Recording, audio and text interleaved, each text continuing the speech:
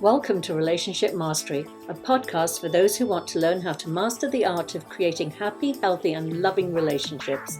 Please join me, Adey-Jones, and my co-host, Barry Selby, each Tuesday at 1 p.m. Pacific for a lively and informative conversation on everything to do with relationships.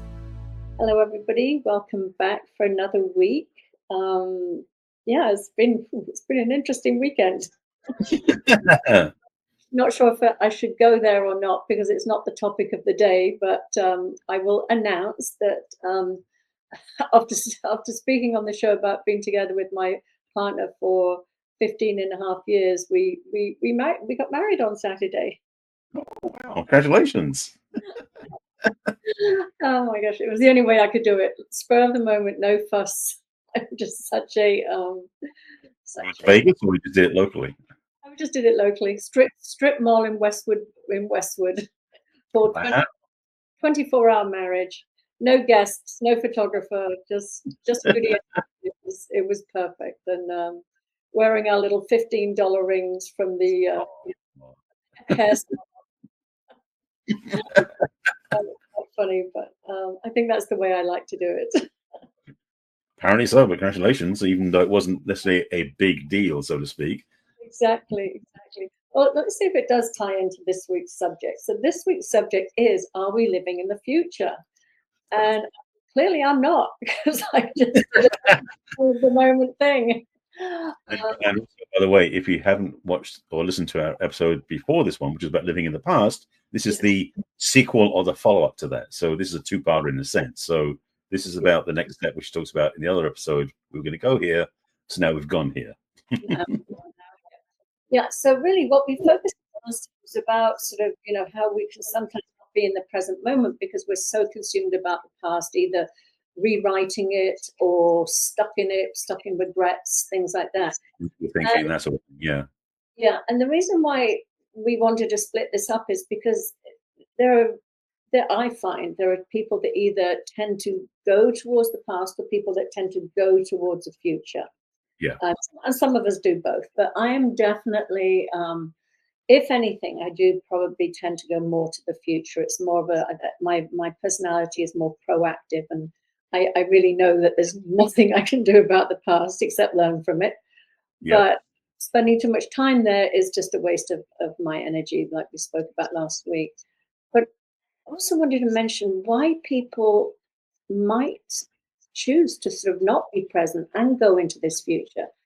And some of the reasons are, people are avoiding the present moment because it's either too painful to exist in, it's too scary. Maybe they're in a situation that they don't want to be in, but they don't want to do anything about it. They're just frozen in place.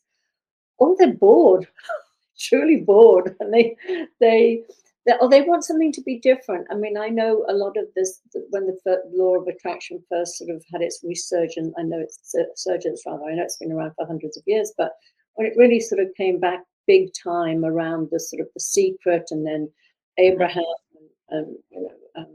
Abraham? Yeah. It takes, exactly.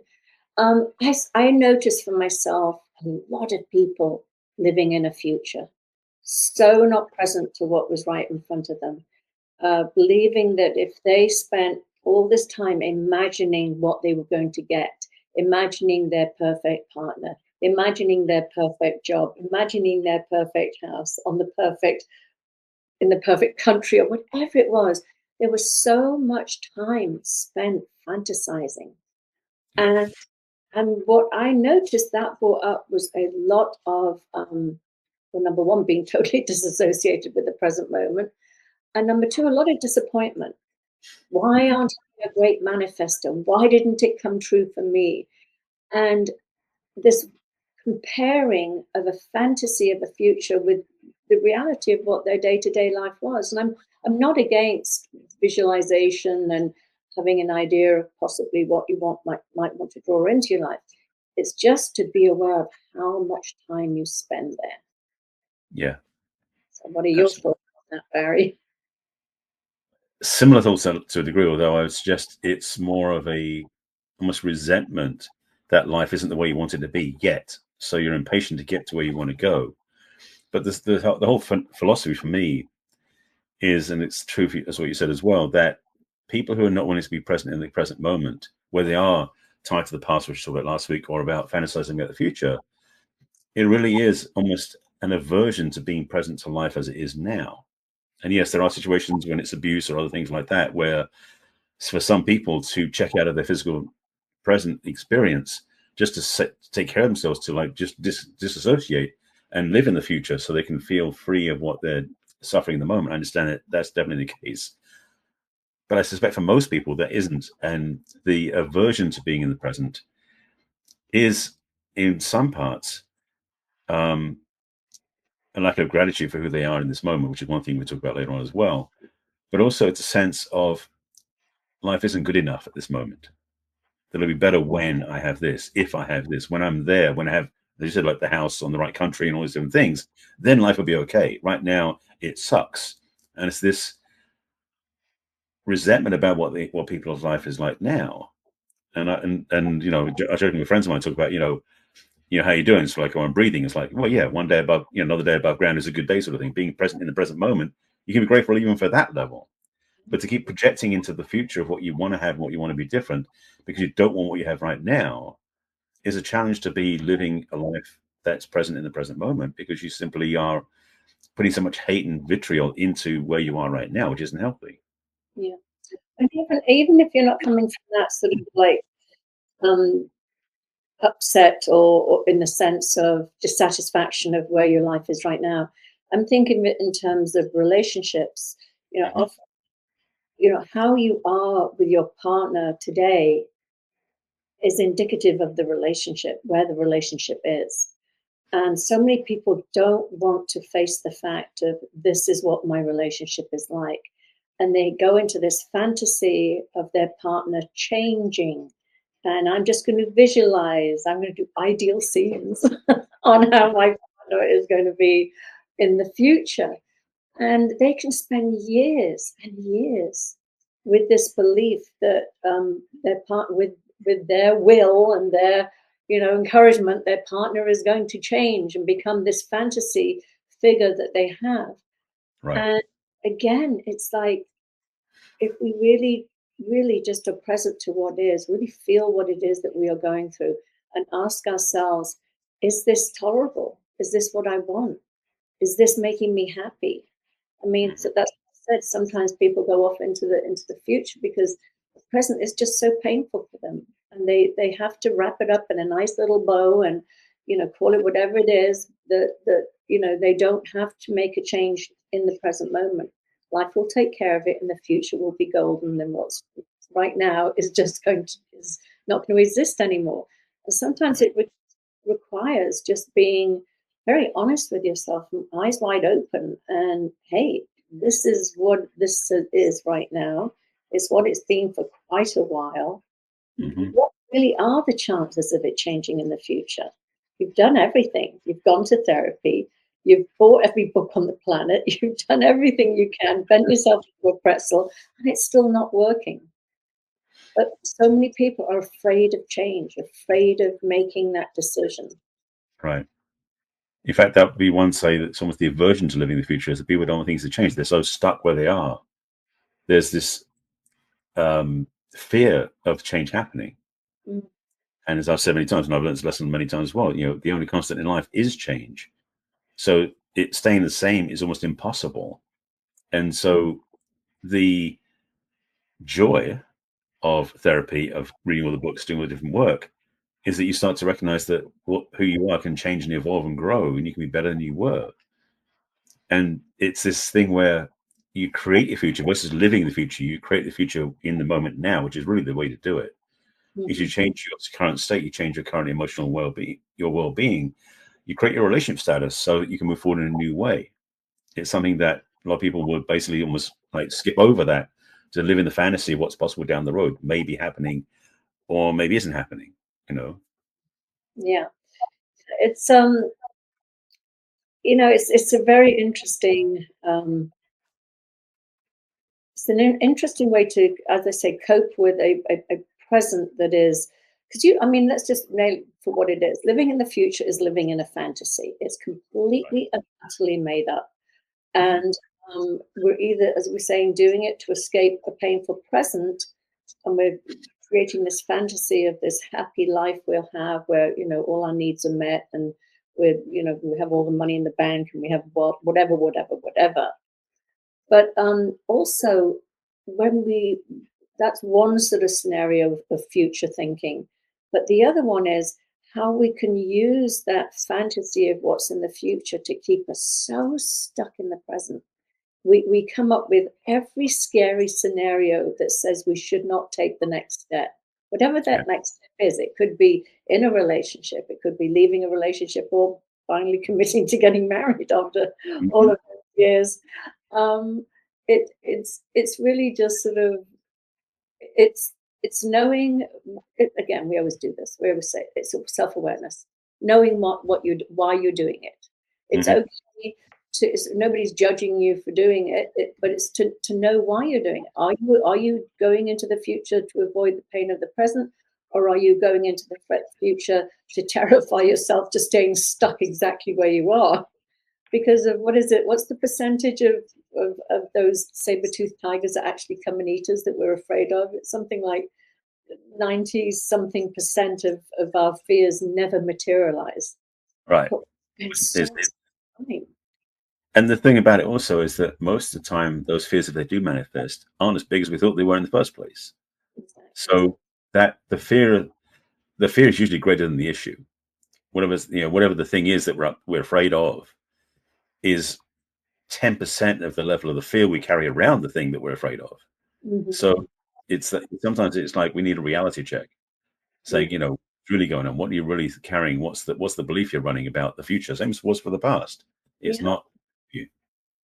No, I was thinking as you was talking, I was thinking about when early on in my marriage, when it was failing. We got back together a few times, but the first time it was pretty obvious that it was really not working.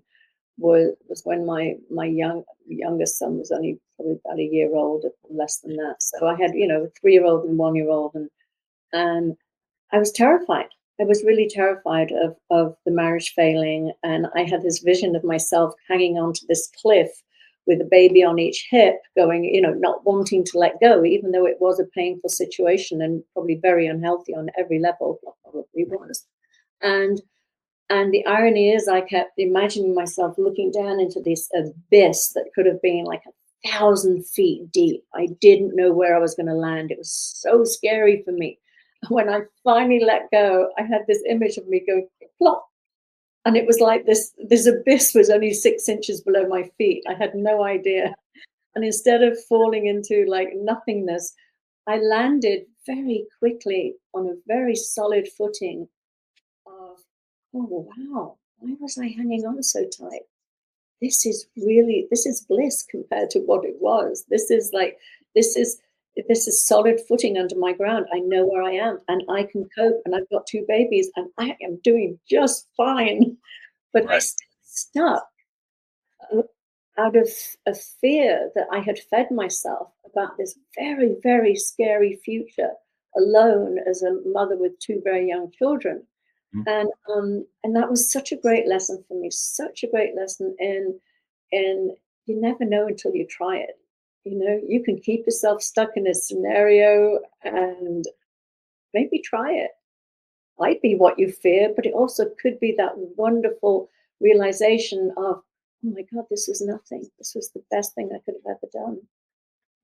It's funny, one of the descriptions of courage is not about doing things without fear, but it's like doing what you're doing, even though you have the fear, and doing it anyway. And that's the reality, because the things, again, I said earlier, the fear oftentimes is blown up so much bigger than the actual situation. So when you do take action on the situation, oftentimes the fear just deflates. You realize the fear wasn't that big after all. But you have to have the courage to face it, to grow through it. And sometimes it does require that staying so present in the present moment that you can gather all your fear, your courage, and your strength together to take action in a direction. The thing with having a fantasy, living in the future, is, as you said earlier, it's not real. So there's no juice there. There's no power there for you to lean on. Yes, there can be a great feeling about it, But the feeling you're having about the future isn't in the future, it's now. So tap into your own energy now, because the reality is, if you're using the future fantasy, the vision board, whatever it is you're using, or ideal scenes, as you said, which is a USM skill for those people who don't know what that is, then you're basically using it as a fuel, not a fuel source, as a spark to fuel your energy now. So the good news is, when you do set up a future fantasy that is done as a vision board or something else, it changes your state in the moment. So you can do something different going forward. But again, it isn't about putting you in the future. It isn't about living in the future. It's about putting you in the present. So you take action towards the future you want to manifest and have it happen. But it's recognizing that, and this is the funny part, is that that energy wasn't ever anywhere else. It was always inside of you. So all you got to do is tap into it. The simplicity of this is almost ridiculous to look at it and go, all you need to do is tap into what's inside anyway, and you do great. You'll be fine. Just direct it the way you want to go, and you'll be, have success. I mean, it sounds so simplistic, but in a way, it really is that simple. Totally. I mean, all of our experiences are coming via our thought in the moment. I mean, it's not coming from a future that hasn't turned up yet. It is 100% via our thinking in the moment. What I also wanted to mention is, because this ties in sometimes too with envy and destination envy, and that sort of well, I'm digressing a little there, but that's another show there, envy. But but sometimes this, again, thinking that we know what's best for us. Sometimes the universe has something planned for us that just in the moment is like not looking very attractive. It's like, I don't want to do that. But there is a gift in it. There is something in there for us. And sometimes we have a plan of our future, or what it's going to look like, or what we're going to do, and who we're going to marry, and who we're going to become. And when we're looking so far ahead, we are completely and utterly missing what is present and showing up for us constantly. It's constantly changing. There are constantly opportunities. I call them golden threads, and of things that are right there, that if you are not gazing off into an imaginary future, you might see and go, whoa, you know what? That looks interesting. I want to explore that. I'm going to go down that path a little bit, or follow that thread a little bit. And I think I know for myself, when I first came here, I came on holiday, and I had my future planned. I was going to be, I had a place back in the UK. I was going to become a therapist, and that was my plan. And I had done costume design in England at college there, and I'd loved it. But I thought, oh no, I've done that now. I'm over that. And I end up in Hollywood on holiday, wearing something I had made, and somebody coming up to me and saying, where did you get that? And I said, I made it. And they're like, oh my God, I can get you work next week. And I just thought, oh, this is just to come online. And I did. The following week, I was making some vests for Linda Carter on some show or something. And it just progressed from there. And I was having so much fun. And I still love the fantasy of becoming a therapist and going back to the UK and studying. But I also knew that this was such a unique opportunity that would not arise again. It's not one I'd ever thought about. When I came here on holiday, I didn't think, oh, I'm going to look for work when I'm there. It was one of those golden threads, and it's led me down an incredible life of wonderful opportunities that just keep showing up. And I love that concept of being present to what is and what opportunities are floating by, and if they're ones that you want to sort of pursue. And it feels more of, what's the word I'm looking for, of a co-creation, rather than I have a plan for myself that looks like this. But when you're present, you're co-creating. It's funny, because when you said about your journey, it's like mine was very similar in a way, because I didn't have a plan to ever like coming to the States. It was a week up, maybe 2 weeks. Yeah, I think like 2 weeks after I had the idea of coming to the States, I was already like signed up to come here, because it was something that it was actually funny, because I think I've said on the show before, basically my first career was in computer programming. Again, nothing to do with what I do now, but it's what was really the next thing to do from school, because I was good at math and physics, and didn't want to be an engineer, so I did computers. When I went to work in computer programming, because back in those days, computer programming, it was you were paid more based on your experience in the business versus your academic qualification. So going for my degree would have actually cost me more than if I actually went straight to work, which I did. So I went to work in the industry, went to work in Europe a couple of times, in Germany, Belgium. And each time I came home to England, I just felt like I didn't belong there anymore. And I thought, where do I want to go? And I thought, well, I'd like to go to the States because it's a place where they speak English. That was Yes. all in my head. And the picture I had in my head was what I seen on TV, which is all the California shows, Starsky and Hutch and stuff like that, and Chips. And I again, I had no idea I was doing this, but I basically set up this intention to work here. And say within 2 weeks, a friend of mine I was working with said they're hiring for a company out in America. Said, where do I go to check in? I went, got the interview, got hired, and was out in America, and I was one suitcase less than a month after that. And so it was totally, and of course, just from the blanks, if I hadn't had that flight to LA back in 81, I would never have been on the path I've been on to all these years and what I've done now. So my life now, where it is, it could be a whole different thing. It could be much, quote, better in quotes, but where it is amazing. And what I've had in my life experience is amazing too. And it hadn't been something I was going to be. I was like, I never dreamed I'd be doing this now 20, 30 years ago. So absolutely, it was living in the moment and trusting, like you were, same idea. So we both had a similar style where we basically did what was next and then enjoyed the journey along the way, which is frankly how life. Yeah, I find it really amazing. We both left England in 81. Yep.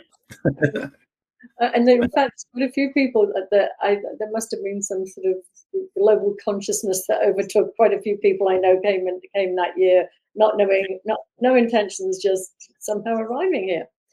So yeah, so again, living in the future, it also, I see it so many times when again, going back to that sort of The Secret, the law of attraction, where you can meet some beautiful people, and because they don't match the fantasy of what you've created, of who you see yourself with, what their financial state is, how good looking they are, whatever it is, that you completely avoid getting into relationships or valuing the relationship you're in, because you're in this fantasy and this future of but if I just wish it will materialize. And it's amazing when you put the focus on the present moment and who you're with or who you'd like to attract right now, not in the future. Um, it's amazing what you see. And you just even catch yourself not being in the future when you stay very, very present to what is happening, who this person is, how they treat you, how you feel around them. To me, I've just seen so many relationships stumble, fall, break down, disintegrate because of this being held to a fictional fantasy of what they should be rather than who they are. Yeah. It's amazing, frankly. It's funny. I just thought about people driving on the freeway, how they're not present in their cars.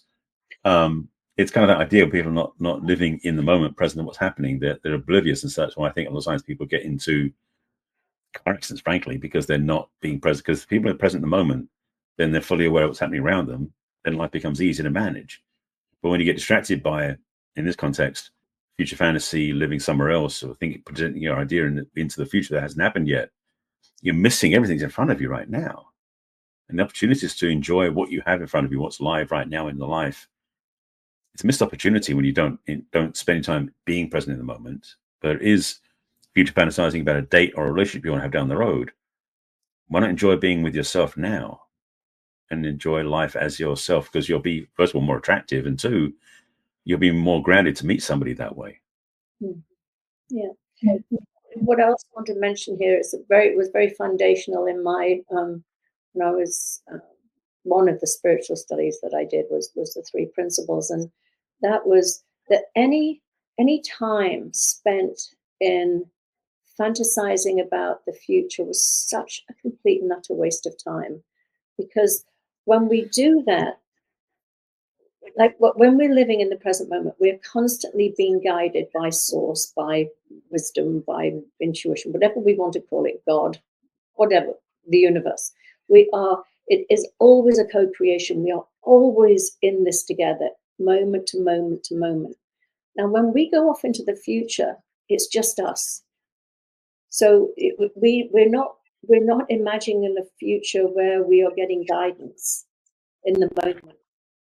we're just seeing it as us muscling through, making something happen, having to deal with it, and we completely forget that when that, whatever it is we're worried about, or that future moment does actually show up in the present moment, that we're not alone. We do have intuition, guidance, God, whatever again you want to call it, spirit. We are not alone.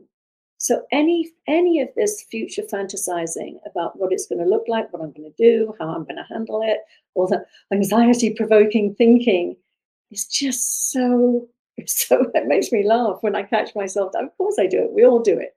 But I start laughing, going, "Oh, you just left somebody behind there. You're just off there on your own. You're not remembering that if that event does show up, that event that you are anxious about, this future event that could someday materialize in the moment, that I'm going to have everything I need in that moment to help me deal with it." And when we remember that, it gives us the patience to just step back and stop trying to control everything and figure it all out, and just again be in the present moment. Yeah. It's, I guess the bottom line is this simple. The present moment is where it's at. Yeah. Because it's the only place you can be alive anyway. So why not be present to it? Yeah. You know, it's simplistic, but that's the thing, is it's interesting. One of the powers we have being human is we have a mind that is very creative and it's also not time-based. We can think outside of time. So we can live in the past, we're stuck there, or we can live in the future where we fantasize. But it's neither one of them is functional. They're just distractions being present in the moment. And when you are present here in this present moment, that's where the miracles can happen. So my preference, my commitment, and my invitation is living the present. It's more fun here. Yeah. And if, as I love what Barry just said, but if it is painful in the present, then take action now. Don't minimize the pain you're in. Don't push it down. Don't go off into fantasy to cope with the pain. Face it head on. You'd be amazed. Like I said, when I sort of finally let go of that cliff and plopped down 6 inches, not 6,000 feet, Right. it was such a huge, huge time in my life where I was like, wow, how long have I hung on in pain for fear of what never materialized? And not to, I don't regret it. I obviously let go when I was ready to let go. We can't do it until we're ready. But that is something I would leave people with, is to, if the present moment is unbearable for you, then I would use my energy to focus on how to make it better in the moment, not by drifting on a fantasy for the future. It requires taking action in the moment. And in some cases, it does require taking courage, because if you're afraid of living in the present, afraid of dealing with what's happening now, it can be tempting just to hide out and pretend it's not going on. But when you do take courage, first of all, it will change what's happening. But secondly, you start discovering how powerful you really are. And that's a gift that you give yourself that nobody can take away from you. And that's one of the, again, living in the present is where the magic is. Yeah. I also wanted to reference what you referenced earlier, Barry, about I remember when I first read the book, I think it's Susan Jeffers wrote it, if I'm not right, but the Feel the Fear and Do It Anyway. I remember when I first read that book, I was like, oh my God, you mean, I was waiting for the fear to dissipate before I took action. I thought I had to be in a strong place before I could do something. And it never occurred to me that, no, people do things even though they are afraid, even though it feels really, really scary in the moment. You still do it. You don't let your fear stop you. Yep. It's, and I know we have the acronyms for fear, like, false expectations of being real, or fantasized expectations of being real, or forget everything and run, or different acronyms for fear. But the truth is, it's all about distracting yourself from being present. Yeah. Fear, as they say in Dune, fear is the mind killer. Fear is what stops you. Fear locks you in place. When you start recognizing that you have dominion over fear, then you become free, and then you can again manifest the miracles. So being present is where it's at. Yeah, exactly. Coexisting with fear is fine. It's there for a reason. And when it's real fear, pay attention. When it's fantasy of what could happen, and it isn't the saber-toothed tiger, then know that it's not there to stop you. And just to be clear, there are no saber-toothed tigers anymore. Well, that is a really great note to end on. So thank you, Barry. Thank you, Della. Fun. All right. We will see you all next week. Thanks so much. Have a great Thanks. week. Take care of yourselves. Congratulations again. Thank you. Bye-bye. We trust you enjoyed this episode and invite you to share this with your friends and loved ones. In fact, please subscribe to our Relationship Mastery podcast. That way you'll get each new episode fresh and shiny as soon as it is released. We'd love to hear from you as well. So go ahead and enter your questions and comments at relationshipmastery.show. Take good care. We will connect with you in our next episode of Relationship Mastery.